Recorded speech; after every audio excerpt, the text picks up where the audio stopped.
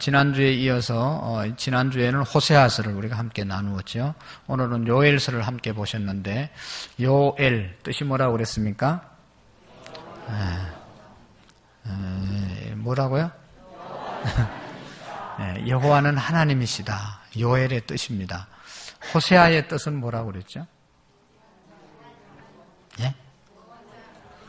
호세아 구원자, 여호수아 구원자, 예수 구원자. 이제 아주 성경을 많이 아셔서 좋습니다. 왜냐하면 제가 모를 때 물어보면 여러분들이 대답하면 되니까. 하나님은 여호와는 하나님이시다. 믿습니까? 여호와는 하나님의 이름이죠. 출애굽기 3장에 보면 모세에게 하나님이 나타나셔서 말씀합니다. 사람들이 아니 누가 나를 바로왕에게 보냈다고 말하면 뭐라고 말하겠습니까? 그러면 너는 가서 여호와 하나님이 나에게 보냈다고 말해라. 그렇게 말씀했죠. 그래서 하나님 그 이름이 뭡니까? 물으니까 여호와 스스로 계신 자라는 뜻이 여호와입니다. 그래서 이 요엘이 요가 여호와라는 뜻이고 그 다음에 엘이 하나님이라는 뜻인데 여호와는 하나님이시다. 우리의 삶 가운데 정말로 하나님은 여호와 하나님밖에 안 계시는 겁니다. 다른 것이 하나님이 되어질 수가 없습니다. 그러니까 날마다 여호와는 하나님이시다라고 하는 것을 우리가 고백할 수 있기를 바라고 누가 기록을 했는가 하면 요엘이 기록을 했다. 그래서 요엘은 여호와는 하나님이시다라는 뜻이 있고요. 두 번째로 요엘에 대한 이야기가 2번에 있습니다. 한번 읽어보실까요? 시작. 부두엘의 아들 요엘이 임한 여호와의 말씀이니라. 저 말씀을 통해서 이 요엘서의 저자를 우리가 알 수가 있고요. 그 다음에 언제 기록을 했냐? 주전 853년에 기록했다. 35년에 기록을 했다. 자, 1번을 한번 읽어보실까요? 시작. 요엘서에는 연대에 대한 분명한 언급이 없다. 학자들은 요엘이 요시야 왕 통치 기간 주전 835년 796년에 활동했다고 본다. 그러니까 이 요엘서 아침에도 말했죠. 1장 1절에만 요엘이라는 이름이 나타나기 때문에 또 어떤 왕들의 언급을 하지 않았기 때문에 어느 시대인지 제대로 잘 정확하게 알 수가 없는데 연구하다 보니까 저 정도였을 것이다. 그렇게 추측을 하는 겁니다. 한번 읽어보겠습니다. 가본 시작. 요엘서에는 제사장직의 역량이 강력하게 드러나고 왕에 대한 언급이 없다. 이는 요엘서의 배경이 요아스가 7살의 나이로 왕위에 오르고 제사장 여호야다가 실질적인 통치자 역할을 수행했던 시기로 볼 수 있게 해준다.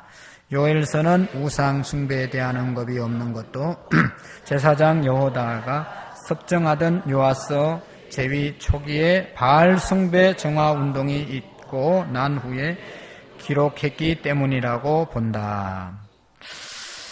특별히 요엘서는 제사장직의 영향력이 강력하게 드러나고 왕에 대한 언급이 없다. 그래서 어느 시대 우리가 지금 누구의 정부였습니까? 박근혜 정부였잖아요. 그러니까 대통령을 이름을 따서 그 시대, 그 정부라고 얘기하는데 이 요엘은 그 시대가 이제 왕의 이름이 언급되어 있지 않았기 때문에 어느 시대인지 정확하게 모른다는 것입니다. 그러나 이제 이제 제사장이 하나 나오죠. 여호야다가 실질적으로 통치했던 그런 시대다. 그런 이야기를 많이 하고. 그래서 왕에 대한 이야기보다는 제사장들의 잘못에 대해서 많이 책망하고 지적하고 있는 것입니다. 이 제사장들이 교회 안에서 제사를 이제 인도하고 백성들 앞에서 바로 서야 되는데 그렇지 못한 부분들을 많이 지적하는 그런 내용이 요엘서입니다. 그러니까 어떤 일반 백성들보다는 우리 목회자들 또 우리 하나님을 잘 믿는 사람들이 들어야 할 메시지가 요엘서 안에 많이 기록되어져 있다. 그렇게 보면 되겠습니다. 한번 3번을 보겠습니다. 시작. 학자들은 요엘이 북왕국 이스라엘에서 활동한 엘리사와 동일 시대 인물이었다고 본다. 그 다음에 어디서 활동했던 그러한 선지자고 어디에서 선지자 노릇을 했는가 하면 활동을 했는가 하면 남왕국 유다입니다. 호세아는 어디라고 그랬어요? 북이스라엘. 자, 주제가 뭔가 하면 이 요엘서의 주제는 뭐예요? 주의 날입니다. 주의 날, 주님의 날, 주님의 심판의 날. 이건 대단히 중요한 이야기. 예언서의 핵심이 주의 날입니다. 주의 날. 오늘 우리도 지금 이제 무슨 날을 기다려야 됩니까? 주님의 날을 기다려요. 주님의 날이 언젠가 하면 심판의 날입니다. 재림의 날입니다. 오늘 우리가 이렇게 열심히 신앙생활하는 이유는 예수님의 재림을 믿기 때문에, 주님의 날을 믿기 때문에, 주님의 심판을 믿기 때문에 이렇게 열심히 하는 것이죠. 주님의 날과 주님의 심판이 없으면 우리는 뭐 적당하게 살다가 자기 쾌락을 위해서 살다 가도 아무런 후회가 없습니다. 그러나 주님의 심판의 때가 있기 때문에 여러분 심판 때 보세요. 우리가 법정에 선 사람들 많이 보셨잖아요. 그냥 뭐 봐주고 넘어가는 게 없잖아요. 대통령이라고 봐주고 무슨 경제수석이라고 봐주고 무슨 뭐 했다고 봐주고 없잖아요. 세상 법정에. 우리가 왜 예수님을 제대로 믿어야 되는가 하면 그때는 더 하나님의 분명한 심판이 있기 때문에 우리가 제대로 믿어야 된다는 겁니다. 그냥 목사라고 봐주고 제사장이라고 봐주고 집사라고 봐주고 누구라고 봐주고 슬쩍슬쩍 봐주는 게 아니잖아요. 법은.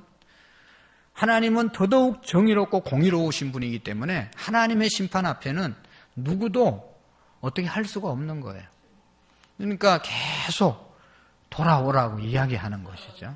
하나님의 심판, 주의 날이 있기 때문에 그 날이 딱 다가오면 우리가 어떻게 할 수가 없죠. 그 전에 우리가 제대로 살아야 된다는 것이죠. 자, 가본을 한번 읽어볼까요? 시작. 요엘의 시대는 아무런 경고도 없이 끔찍한 메뚜기 재앙이 유다를 강탈했다. 그 메뚜기 재앙은 하나님의 심판의 날을 생각하게 했다. 메뚜기 재앙이 아무리 극심하다 할지라도 주의 날이 있을 하나님의 심판은 이 재앙과 비교하면 아무것도 아니다. 믿습니까? 우리나라에 무슨 조류 독감이 있어서 또 한참 어려웠고, 또 무슨 전에는 광우병 때문에 한참 어려웠고, 이 유행병이 있잖아요, 유행병이. 그래가지고 가축들을 싹 몰살시킨단 말이죠. 그러면 이게 우리나라가 정말로 우리 세계가 얼마나 과학이, 의학이 발달했습니까? 그래도 이게 속수무책이 아닙니까? 속수무책. 그냥 어떻게 할 수가 없는 거예요. 한참 그냥 수백 마리, 수천 마리 소들이, 그냥 닭들이, 오리들이 그냥 매몰되는 거 아니겠어요? 그런 것이 얼마나 무섭습니까? 그런데 하나님의 심판의 날은 더 무섭다는 것이죠. 짐승들 죽어나가고 흉년으로 죽어나가고 이것보다 정말로 상상할 수 없는 주님의 날이 기다리고 있다는 것을 우리가 기억해야 된다는 것이죠. 한번 읽어보겠습니다. 라본은 시작. 주의 날에는 하나님께서 모든 대적들을 멸망시킬 것이지만 하나님께 충성된 자들에게 비교할 수 없는 놀라운 축복이 주어질 것이다. 주의 날이라는 주제를 처음 언급한 선지자는 오바다이다. 요엘은 주의 날이라는 주제를 발전시킨 선지자이다. 여호와께서 만국을 벌할 날이 가까웠나니 내가 행한 대로 너도 받을 것인저 내가 행한 것이 내 머리로 돌아갈 것이니라. 아멘.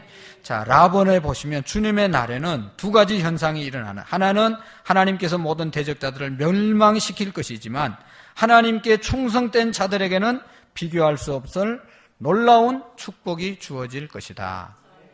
아까도 얘기했죠. 우리가 예수님을 믿는 이유는, 열심히 이렇게 믿는 이유는 믿으면 반드시 보상이 있기 때문에, 또 충성한 자에게 하나님께서 행한 대로 갚아주시기 때문에 열심히 하는 것이고, 또 그렇지 못한 사람들, 대적한 사람들, 우상을 숭배한 사람들은 철저하게 심판을 하시는 것이죠.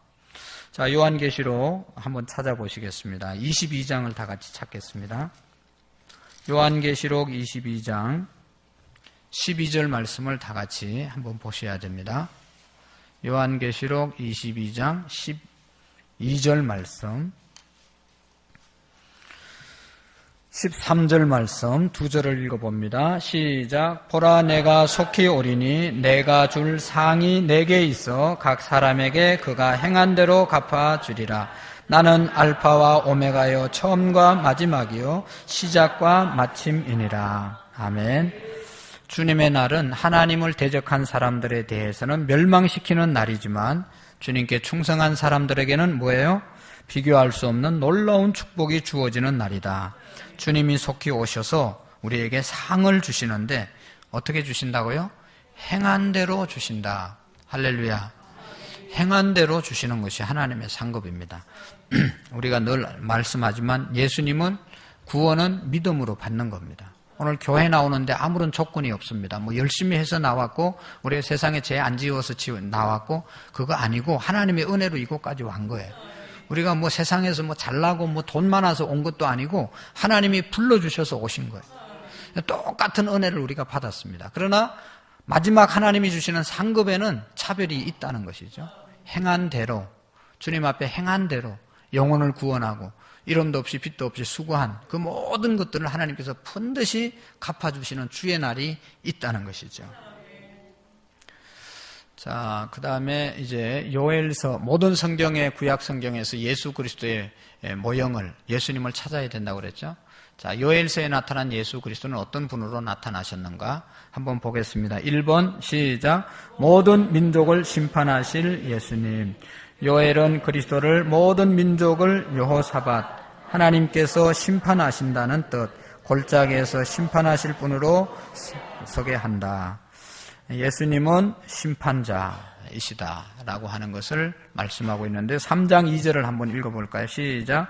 내가 만국을 모아 데리고 여호사밧 골짜기에 내려가서 내 백성의 곧 내 기업 이스라엘을 위하여 거기에서 그들을 심문하리니 이는 그들이 이스라엘을 나라들 가운데 흩어버리고 나의 땅을 나누어 쓰매니라.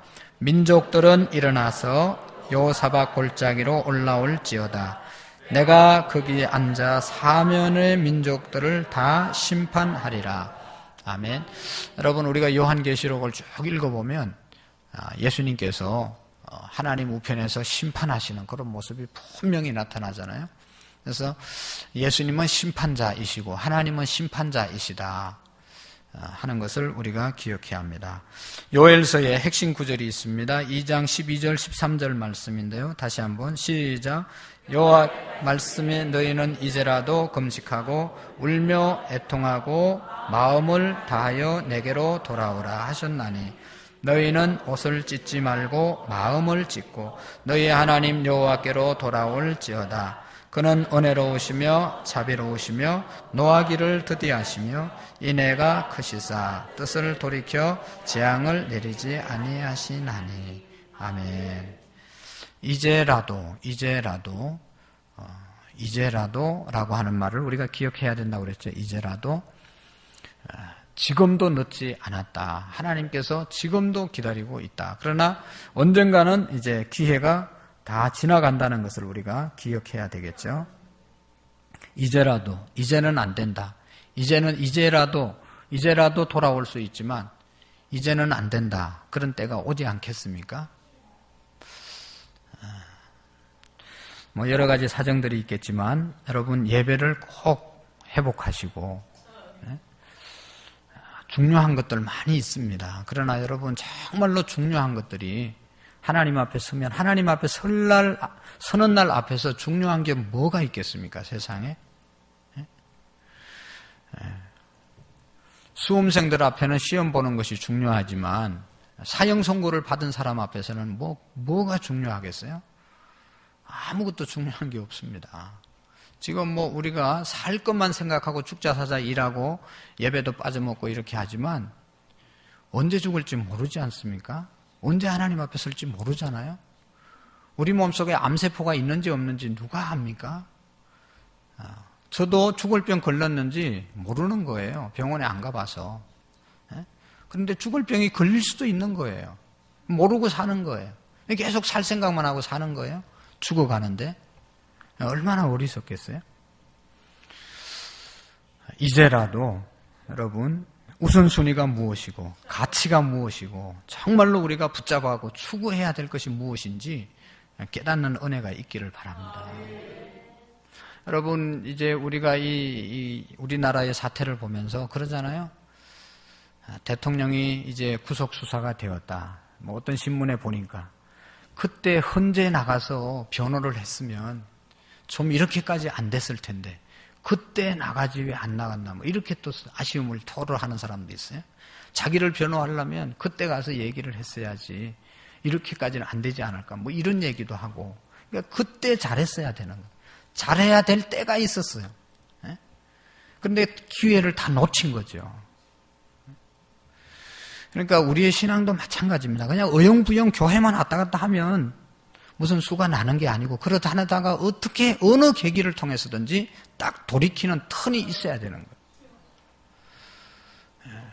우리 교회 보십시오. 집사님들 중에 그렇게 뭐 그냥 큰달처럼 살다가 딱 돌아서는 서른 분들이 있잖아요. 그래가지고 그 믿음을 지켜나가잖아요. 그런 계기가 우리에게 다 있어야 되는 거예요. 죄송합니다. 우리 저기 김용문 집사님이 여기 계시는지 모르겠는데 새벽마다 나와서 차량 운전하는 거 얼마나 힘들어요? 근데 딱 바뀌는 계기가 있었잖아요. 우리 교회 다닌 지가 오래됐어요. 우리 지하에 있을 때 어떻게 전도를 받고 와가지고 우리 집사님 통해서 우리 교회에 와가지고 그때도 다 그 집안이 다 걱정했어요. 제가 사람 노릇을 안 하니까. 그러다가 하나님 딱 만나니까 사람 노릇 하잖아요. 그때 안 돌아왔으면 얼마나 마누라도 힘들고 뭐 가정이 되겠습니까, 여러분? 가정이 제대로 안 서는데. 그런데 돌아와야 될 때 딱 돌아온 것이죠. 아직도 돌아와야 될 사람들이 있는데 그냥 아직도 하나님을 못 만나서 주일날 나와주는 그런 신앙생활을 하는 분들이 너무 많이 있잖아요. 그건 아닌데. 그래서 우리가 이 요엘서를 통해서 이제라도 빨리 돌아오는 그런 은혜가 있기를 바랍니다. 돌아왔으면 지금 잘 그냥 가면 되고 아직도 내가 좀 돌아가야 되겠다 그런 생각이 들면 하나님께 결단하고 돌아오셔야 됩니다.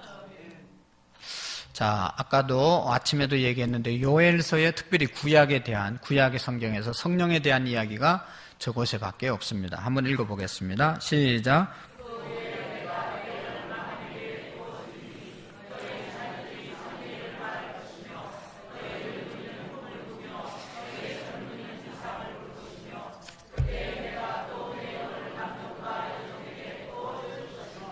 아멘. 우리 모두가 하나님의 영으로 충만하기를 바랍니다. 그래서 환상을 보고 꿈을 갖고 하나님의 일에 쓰임받는 우리의 믿음이 되기를 바랍니다. 자, 어떻게 이제 기록을 했나? 이 요엘서의 문체의 내용이 뭔가 한번 그냥 읽어보겠습니다. 시작.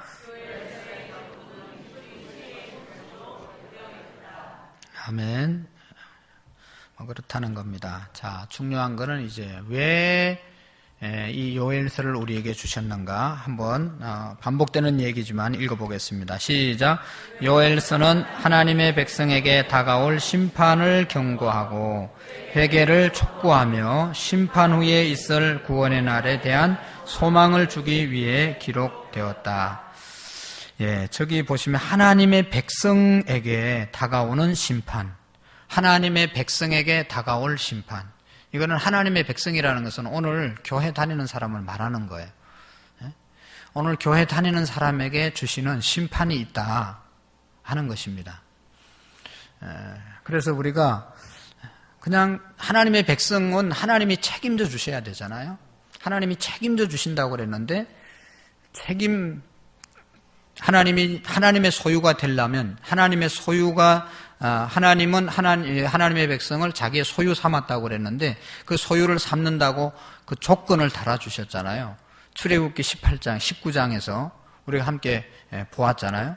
우리가 하나님의 약속, 언약을 지킬 때 너희가 내 백성이 되고 내 소유가 될 것이다. 그렇게 말씀하셨어요. 그러니까 우리가 하나님의 약속, 하나님의 말씀을 지키려고 애써 지켜나갈 때 하나님이 우리를 하나님의 소유 삼으셔서 하나님이 책임져 주신다는 것입니다. 그러니까 저도 회개를 많이 하는데 그냥 대충 신앙생활 하도록 그냥 내버려 두는 거예요. 그러니까 다 망가지는 겁니다. 그건 완전히 잘못된 사꾼 목자죠. 나쁜 목사죠. 그냥 적당하게 신앙생활하고 적당하게 헌금하면 그냥 안 되는 거잖아요. 우리가 정말로 하나님의 백성들에게 당할 심판을 경고하고 알려주는 것은 바르게 알려주고 지키고 안 지키는 건 자기들 책임이죠. 저는 이렇게 얘기했으니까 여러분들이 이제 돌아오려면 돌아오고 가려면 계속 가시면 되는 거예요. 그러면 나는 이제 책임을 면하는 거죠. 여러분은 계속 갔다가 얻어맞는 것이고 가는 사람은 또 제대로 제 길 가면 거기 오늘 오전에 읽었던 그러한 축복의 약속이 14절부터 쭉 나오는 축복이 임할 것입니다. 그것을 알려주는 것이 요엘서입니다. 하나님의 백성들에게 회개를 촉구하고 심판이 있은 후에 구원의 날에 대한 소망을 주기 위한 것이다. 하나님이 아무리 우리를 이렇게 힘들게 해도 돌아오면 하나님께서 축복해 주시겠다. 그것이 이 요엘서의 내용인 것입니다. 그래서 우리가 지금도 신앙생활 잘 하고 계시지만 날마다 하나님 앞에서 이 원칙을 지키면서 우리가 신앙생활 하기를 원합니다. 지난주 금요일 날 출애굽기 19장의 말씀을 전했는데 너무 아쉽고 생각나서 읽어드립니다. 출애굽기 19장에 보시면 여러분들도 한번 찾아보십시오. 출애굽기 19장은 이제 이스라엘 백성들이 광야를 거치고 난 다음에 시내산에 도착해서 모세를 하나님이 시내산에 불러 올려서 뭐를 줍니까? 말씀을 주시잖아요. 그 말씀이 출애굽기 20장에 있는데 바로 19장 몇 절을 보는가 하면 4절 말씀, 5절 말씀, 6절 말씀을 한번 읽어봅시다. 시작.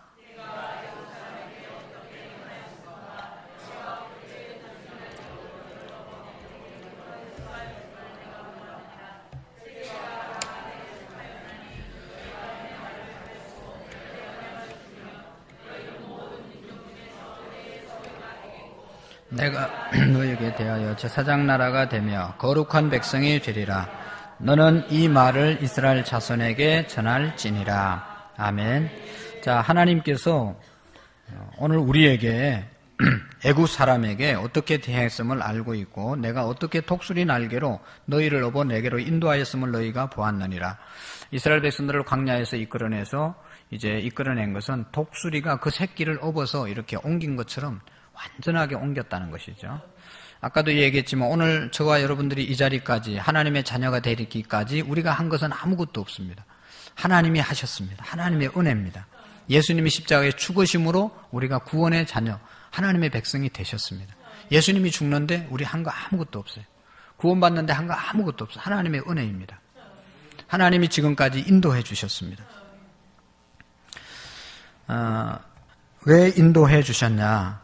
5절에 보면 세계가 다 내게 속하였고 너희가 내 말을 잘 듣고 내 언약을 지키면 너희는 모든 민족 중에서 내 소유가 되겠고 하나님께서 우리 하나님의 소유 삼으려고 부르셨다는 것이죠. 하나님의 소유가 됐다는 것은 하나님이 책임지신다는 것이죠. 이게 내 거면 내가 책임지지 다른 사람에게 맡기지 않지 않습니까? 소중한 것일수록 내가 챙기는 거예요. 내가 하나님의 소유, 하나님이 챙기는 것.